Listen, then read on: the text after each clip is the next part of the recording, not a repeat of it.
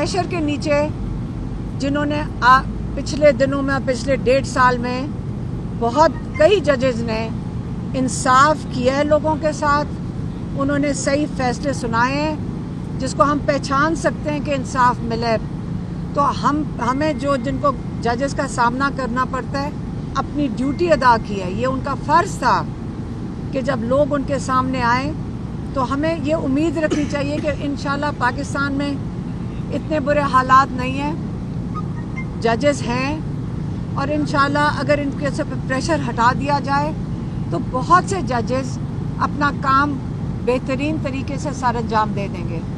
لیکن یہ بھی یاد رکھیں کہ اس وقت جن ملکوں کے اندر، اگر باہر کے ملکوں میں آپ ہوتے اور ججز غلط فیصلہ سنائیں، ایک فیصلہ ہوتا ہے کہ غلطی سے آپ ایک ججمنٹ دے دیں، جان بوجھ کے آپ ایک کیس میں غلط سزائیں سنائیں۔ کسی اور ملک میں آپ ہوتے اس وقت، یہ جج صاحبان، ان کے اوپر انکوائری ہوتی، ان کے اوپر کمیشن بیٹھتی، ان کو سسپینڈ کیا جاتا، ان کو نوکری سے نکالا جاتا۔ تو یہاں پہ پاکستان میں آپ نے دیکھ لی کہ اس وقت الٹا نظام چل رہا ہے۔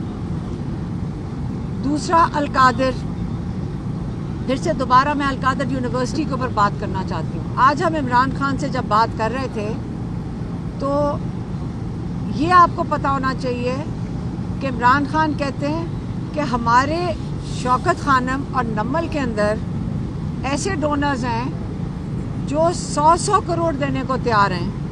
ایک ایکیڈیمک بلاک کا نمل کا ہم آپ کو بتا دیتے ہیں، آپ کو ایک ایگزامپل دے دیتے ہیں نمل یونیورسٹی کا، کہ یہاں پہ ہمارے ایکیڈیمک بلاک ابھی ڈیزائن بھی نہیں ہوا تو لوگ اپنا صدقہ جاریہ دینے کے لیے پاکستان میں لوگ بہت اس طرح یہ چیریٹی دیتے ہیں، بہت ہی زکوٰۃ اور صدقہ جاریہ دیتے ہیں، اور لوگ ہمارے سے پوچھتے ہیں کہ آپ کا ایکیڈیمک بلاک کب بن رہا ہے، کب اس کا ڈیزائن ہو رہا ہے، تاکہ ہم اس کو اسپانسر کر سکیں۔ اور ہمارا ایک ایکیڈیمک بلاک جو بننا ہے وہ 150 کروڑ کا ہے۔ تو آپ یہ بتائیں کہ آپ نے 50-60 کروڑ کی جو القادر کی یونیورسٹی کی بلڈنگ بنی ہے، کیا عمران خان کو یہ فیور کرنے کے لیے، جو وہ کہہ رہے ہیں کہ ملک ریاض کو فیور کیا ہے، تو کیا ان کو ایک 50-60 کروڑ کی یونیورسٹی کے لیے ان کو فیور کرنا تھا؟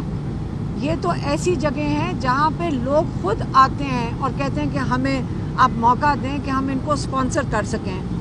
تو اس کے ساتھ آپ کو زیادہ بہتر سمجھ آئے گی کہ 9 ارب روپیہ شوکت خانہ میں لوگ دیتے ہیں، تو کیا القادر یونیورسٹی کے لیے آپ کا خیال ہے پاکستان میں لوگ نہیں ہیں، پاکستانی جو اوورسیز ہیں وہ نہیں ہیں جو اس کو اسپانسر کر دیتے؟ کہ عمران خان کو اتنا مشکل فیصلہ کرنا تھا القادر یونیورسٹی کے لیے؟ تو یہ تو دوسری بات آپ کو القادر پہ سمجھ آ گئی۔ تیسری، عمران خان نے بات کی ہے نیوٹرل امپائرز کی۔ انہوں نے کہا کہ میں پہلا انسان ہوں اور واحد انسان ہوں جس نے کرکٹر جنہوں نے نیوٹرل امپائر کے لیے بہت جد و جہد کی، اور آخر کار عمران خان کی اس جد و جہد سے ساری دنیا میں کرکٹ کے میدان میں نیوٹرل امپائر تعینات ہوئے ہیں۔ اور اب آپ کو پتہ ہے کہ آپ کو شاید ابھی پتہ نہ ہو، لیکن عمران خان نے اس کے لیے بہت جد و جہد کی تھی۔ تو یہ عمران خان کی کرکٹ کی میدان میں بہت بڑی کامیابی تھی۔ اسی طرح عمران خان کہہ رہے ہیں جو 9 مئی اور 26 نومبر اس کے لیے کیا انہوں نے مانگا ہے؟ انہوں نے کہا ہے کہ اس کے لیے بھی نیوٹرل امپائر لگائیں۔ نیوٹرل امپائر ہمارے سپریم کورٹ کے 3 سینئر موسٹ ججز کو لگائیں جو اس کی تحقیقات کریں، جو شفاف تحقیقات کریں، اور وہ بتائیں کہ جس نے بھی جرم کیا ہے، جس نے بھی بلڈنگ میں گھس کے آگ لگائی ہے، یہی ججز جس کو بھی سزا دیں گے، اگر وہ پی ٹی آئی میں ہوگا یا نہیں ہوگا، ججز کی ذمہ داری ہے کہ یہ ان کو اس کی انویسٹیگیشن کے بعد ان کو آئیڈینٹیفائی کریں، اور ججز جو سزا دیں گے، عمران خان کہتا ہے میں کیوں اس کے کھڑا ہوں گا۔ لیکن ایک تحقیقات تو ہونی چاہیے. ناانصافی تب ہوتی ہے جب بے گناہ لوگ جیلوں کے اندر ہوں اور آپ کہیں کہ ان کو یہ ہمیں پتہ ہے کہ یہ انہوں نے جلائی ہیں بلڈنگز، لیکن آپ نے کوئی ثبوت سامنے نہ رکھا ہو. آپ ہمارے سب کے اوپر بھی کیسز ہیں، میری بہن کے اوپر بھی ہیں، میرے اوپر بھی ہیں، شاید یہاں کافی لوگ کھڑے ہوں گے ان کے اوپر بھی ہیں. کیا کیس ہے کہ آپ نے 9 مئی میں بلڈنگیں جلائی ہیں یا آپ نے عسکری بینک جلایا ہے. تو آپ بتائیں کہ ہم کئی دفعہ ہم 1.5 سال سے کورٹس میں پھر رہے ہیں، ایک دفعہ کسی آئیو نے نہیں آ کے بتایا کہ بتاؤ کہ آپ کے پاس ثبوت کیا ہے. تو یہ کیسز اس قسم کے ہیں یہ جو نہیں چل سکتے، ان کو پتہ کہ نہیں چل سکتے، اس سے کیسز نہیں چلا رہے. میں نے خود، میری بہن نے کھڑے ہو کے جج کے سامنے کئی دفعہ کہا ہے لاہور میں کہ جج صاحب آپ کیس چلائیں. وہ کیس نہیں چلاتے ہیں، لیکن لوگوں کو بہت زیادہ، کئی ہزار لوگوں کو اب جیلوں میں نہیں ڈالنا چاہیے. تو پھر سے عمران خان نے آج کہا ہے کہ میں نے ایک کمیٹی بنائی ہے جو مذاکراتی کمیٹی ہے، یہ ان کی ذمہ داری ہے. ان کو 2 ان کے ڈیمانڈز ہیں، ایک نیوٹرل امپائر کے جو ججز، سپریم کورٹ کے ججز کی کمیشن بنے، اور دوسرا بے گناہ قیدیوں کو رہا کرنے کے لیے. یہی ان کے 2 مطالبات ہیں. مذاکراتی کمیٹی کو کہ انہوں نے کہا ہے کہ میں نے پوری اتھارٹی دے دی ہے، وہ یہ اس کے اوپر کریں گے کام.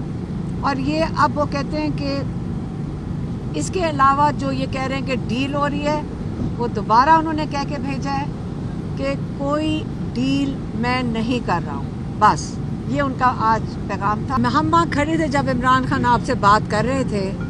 دیکھیں، عمران خان نے یہ بھی کہا ہے کہ ہم نے کبھی دروازے بند نہیں کیے. جب آپ سے بات کی تھی، یہ ہمارے سے بات نہیں کی، یہ آپ سے بات کر رہے تھے. انہوں نے کہا کہ ہم نے کبھی دروازے بند نہیں کیے. دیکھیں، عمران خان نے تو اپنے ابھی بھی 2 مطالبات رکھ دیے ہیں، لیکن جو دوسری طرف سے کوئی بھی مطالبہ ہو، آج تک میں نے آپ کو کئی دفعہ کہا ہے کہ ہم نے نہیں سنا ڈائریکٹلی.